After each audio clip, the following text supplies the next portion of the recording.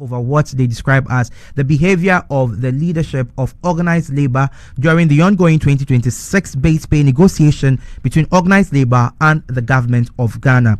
The unions include the Technical University Administrators Association of Ghana, the Senior Staff Association of Ghana, the University of Ghana, Kolebu and Unimac and Legon branch, and then TEU of TUC and TEU Ghana, and also the Innovative Teachers. Now, in a statement, the union said it is shocking and unacceptable that organized labor would begin the 2026 base pay negotiation with a meager proposal of 20%, which they later reviewed downwards to 15% on day one. Now, the government's insulting offer of 2.5%, they call it, later was adjusted to 5%, according to them, shows a complete lack of empathy and respect for the sacrifices of public sector workers who continue to deliver essential service under increasingly difficult situations. Now, the union argued that the average Ghanaian worker is battling with high utility tariff, abnormal taxes, and a rising cost of living. They say it is expected that the leadership of the labor unions will advocate for an improved proposal during the 2026 base pay negotiation. And I understand we have Haruna Rafik on the line back. And Haruna, the leadership of the organized labor has refused to speak to your concern. Why is that? Hello, good evening. Please, I can hardly hear you. If you can come again. I'm trying to find out from you, why is it difficult that organized labor will speak to your concern?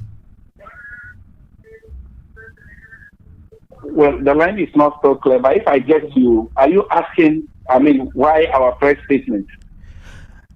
Yes, can you tell us, we know the content of the statement that you have issued, but then why is it difficult for organized labor to speak to you? Well, good evening to your cherished listeners. Good evening. So, carry on, sir. The difficulty I think organized labor is having with our group is because they didn't expect, whatever that is going on at the negotiation table to be out. However, being concerned workers and concerned union leaders, we have a special interest in knowing what goes on, because at the end of the day, we believe that these pay issues are very important and they really matter to the core, especially when our members even go on retirement. Most of these allowances that people get when you are on retirement, you don't get them. What you survive on is your basic salary that you take until you go on retirement. So we are saying that to go into such a negotiations, you need to consult all the unions that have bargaining certificates, or not even have bargaining certificates. At least they have unions, they have following. Consult them, know what the issues are. Let's table a reasonable concern before government, and then we can begin negotiations. But what happens with organized labor is that a few crop of people who have elected themselves as leaders of organized labor go ahead and then make their own proposals without the necessary consultation, without involving us in any way. We only get there and they go to mention a figure that this is what they are expecting from government. And by way of mentioning just 20%, clearly is the reason why government could also look us in the face and offering 2.5% to the Ghanaian worker. Whereas we all know in the beginning of the year, when the president came before organized labor, pleaded that they had just taken the mantle and that conditions were not favorable, so we should pardon them. Let's accept the 10% that they were giving. And just as we accepted this 10%, the next minute, utility tariffs started going up. We started seeing new taxes and other things here and there. And we feel that the government has not been fair to us. They are talking about inflation. When you go into the market, the situation is different.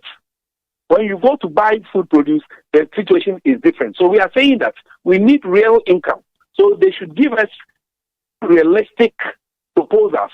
But today, as it stands, government is on 5%, just 5% for the Ghanaian worker. Look at the sacrifices that people go through. It's just so difficult to manage the situation. And that's why we are saying that organized labor didn't start well, by just asking for 20% for a start, it is not good. We think that they should have started from 50% and not ending at anything less than 25%. But as we speak, organized labor have clearly indicated that they are accepting 15%. And we know by the next meeting that is going to be held, organized labor is likely to even go down. The information we are gathering is that they are likely to accept a 7 to 9%. And I think that is going to be very insulting to the Ghanaian worker at this particular moment. So we are saying that, yes, even if they do not want to recognize unions that have written this letter,